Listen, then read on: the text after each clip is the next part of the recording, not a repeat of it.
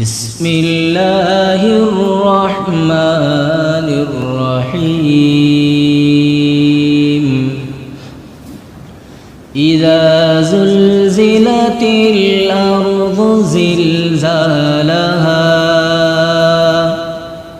وأخرجت الأرض أثقالها وقال الإنسان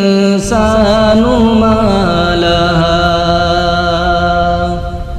يومئذ تحدث أخبارها بأن ربك أوحى لها يومئذ يصدر الناس